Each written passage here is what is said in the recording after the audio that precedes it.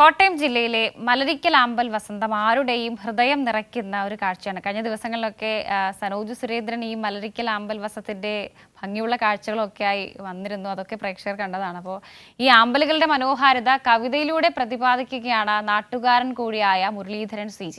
ആമ്പലുകളുടെ വളർച്ചയും സഞ്ചാരികളിലും നാട്ടുകാരിലും ഈ പൂക്കൾ സൃഷ്ടിച്ച മാറ്റം ഇദ്ദേഹം കവിതയിലൂടെ പാടി കേൾപ്പിക്കുകയാണ്. കേൾക്കാം ആ മനോഹരമായ ആലാപനം. മലരിക്കൽ ആമ്പൽ വസന്തം ഒരു നാടിൻ്റെ സാമൂഹികവും സാമ്പത്തികവുമായ പുരോഗതിക്കാണ് വഴി തുറന്നത്. ഈ ഘട്ടത്തിൽ ഈ പ്രദേശവാസിയായിട്ടുള്ള മുരളീധരൻ ചേട്ടൻ അദ്ദേഹം പാട്ടിലൂടെ ഈ ആമ്പൽ വസന്തം ഈ നാട്ടിലുണ്ടാക്കിയ മാറ്റം എന്താണ് എന്ന് മനോഹരമായി നമ്മളോട് പ്രതിപാദിക്കും. അദ്ദേഹത്തിൻ്റെ പാട്ടിലേക്ക് തന്നെ നമുക്ക് പോകാം. ആ പാട്ടൊന്ന് നമുക്ക് പാടി തുടങ്ങിയാലോ? പാടി തുടങ്ങാം. എൻ്റെ മനസ്സിൽ തോന്നുന്ന ഒരു കവിതയാണ്. ആമ്പൽ പണ്ടും ഉണ്ട് ഇപ്പോഴും ഉണ്ട്. പക്ഷേ പിങ്ക് നിറത്തുള്ള ആമ്പൽ ഒരു അധിനിവേശ സസ്യമായിട്ട് ഇപ്പം പഴയ കാലം മുതൽ കുറച്ചേ ഉണ്ടായിരുന്നുള്ളൂ. പക്ഷേ അതിപ്പോൾ വ്യാപിച്ചു. അതിൻ്റെ കാരണം വെച്ചാൽ ഒരുപക്ഷെ വെള്ളപ്പൊക്കത്തിലെ പ്രളയത്തിലൂടെ വന്നതാകാം, ദേശാടന പക്ഷികളിലൂടെ വന്നതാകാം. എന്തായാലും ഈ നാടിനെ വലിയ മലരിക്കൽ എന്ന സ്ഥലം, മലരിക്കൽ എന്ന പേര് വന്നത് തന്നെ നമുക്ക് പണ്ട് മലരി ഉണ്ടായിരുന്ന സ്ഥലമാണ്. വെള്ളം വന്ന് കൊടൂരാറും പുത്തനാറും കൂടെ വന്ന് ചേരുന്നിടത്ത് മലരി ഉണ്ടാകുന്നത്. പക്ഷേ ഇപ്പം അങ്ങനെയല്ല. ആ മലരിക്കൽ എന്ന നാമത്തെ അന്വർത്ഥമാക്കിക്കൊണ്ട് ഈ 1850 ഏക്കറുള്ള നെൽപ്പാടത്തും ഈ 850 ഏക്കറുള്ള തിരുവായ്ക്കരി പാടശേഖരത്തും നിറയെ ആമ്പലുകൾ. അതിപ്പോൾ കാണാനായിട്ട് ആൾ വന്നിരിക്കുക. എന്തുകൊണ്ടാണ്? പണ്ടും ഉണ്ടല്ലോ ആമ്പൽ, ഇപ്പോഴും ഉണ്ട്. പക്ഷേ എന്തുകൊണ്ടാണെന്ന് ഞാൻ എൻ്റെ ഒരു കവിത എൻ്റെ മനസ്സിൽ തോന്നി എഴുതുക. ആമ്പൽ ചിന്തിക്കുകയാണ്. എത്രയോ കാലമായി നമ്മൾ ഈ പാടത്ത് മുട്ടിട്ടും പൂവിട്ടും നിന്നിടുന്നു. എത്രയോ കാലമായി നമ്മൾ ഈ പാടത്ത് മുട്ടിട്ടും പൂവിട്ടും നിന്നിടുന്നു. അന്നൊന്നും കാണാത്ത ഭംഗി ഇവർ നമ്മിൽ ഇന്നു കാണുന്നതിൻ കാര്യമെന്തേ? ഫേസ്ബുക്കും വാട്സപ്പും ടിക്ടോക്കും യൂട്യൂബും നമ്മളെ ഇന്നിവർ ഫേമസ് ആക്കി. മലയാളത്തിൽ എഴുതുമ്പോൾ അങ്ങനെയല്ല.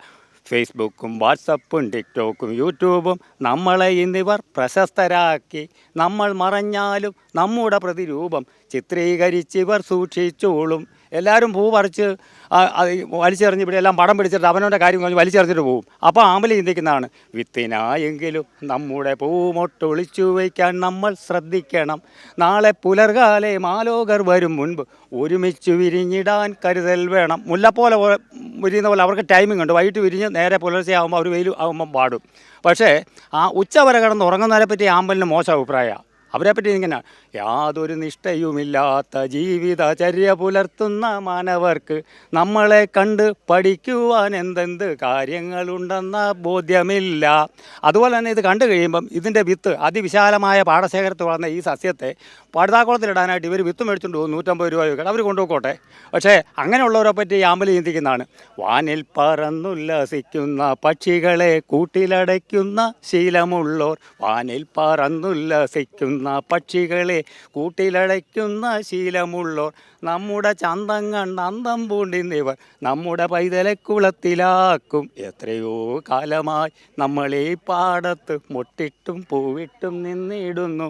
അന്നൊന്നും കാണാത്ത ഭംഗി ഇവർ നമ്മിൽ ഇന്നു കാണുന്നതിൻ കാര്യമെന്തേ? വളരെ മനോഹരമായിട്ടുണ്ട്. ചേട്ടൻ്റെ പേരെങ്ങനെയാണ്? ചേട്ടൻ ഇവിടുത്തെ പാടശേഖര സമിതിയിൽ ആരാണ്? ഞാൻ പാടശേഖര സമിതിയിലെ ഒരു അംഗമാണ്. നേരത്തെ വൈസ് പ്രസിഡന്റ് ആയിരുന്നു. ഇപ്പോഴും പുതിയ കമ്മിറ്റിയൊക്കെ എടുത്തിട്ടുണ്ട്.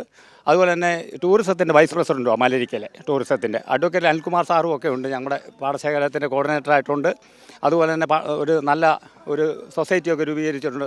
2 പാടശേഖര സമിതികളുടെ ആളുകൾ, കാഞ്ഞിര സർവീസ് സഹകരണ ബാങ്ക്, 88 ബാങ്ക്, നാട്ടുകൂട്ടം എല്ലാവരുടെയും കൂടി ഒരു വലിയ ഒരു കൂട്ടായ്മയാണ്. അതുപോലെ വള്ളക്കാരുടെ യൂണിറ്റുകൾ ഉണ്ടാക്കിയിട്ടുണ്ട്. എല്ലാവരുടെ കൂടി വളരെ യോജിച്ചു, ഒരു ഭിന്നിപ്പും ഇല്ലാതെ ഐക്യത്തോടുകൂടി മുന്നോട്ട് പോവുകയാണ് നമ്മുടെ നാടിൻ്റെ നേട്ടത്തിന് വേണ്ടിയിട്ട്. എന്തായാലും ചേട്ടൻ്റെ പാട്ട് പൊളിയാണ്. അടിച്ച് പൊളിച്ച് പാടിയിട്ടുണ്ട്. ഒരു ആമ്പൽ മുട്ടിട്ട് അത് പുഷ്പമായി മാറി ഈ നാട്ടിലെ ജനങ്ങൾക്ക് മനോഹരമായ കാഴ്ച സമ്മാനിക്കുന്നത് എങ്ങനെയാണ് എന്ന് തൻ്റെ ഗാനത്തിലൂടെ ഈ മനുഷ്യൻ പാടി കേൾപ്പിക്കുകയാണ്.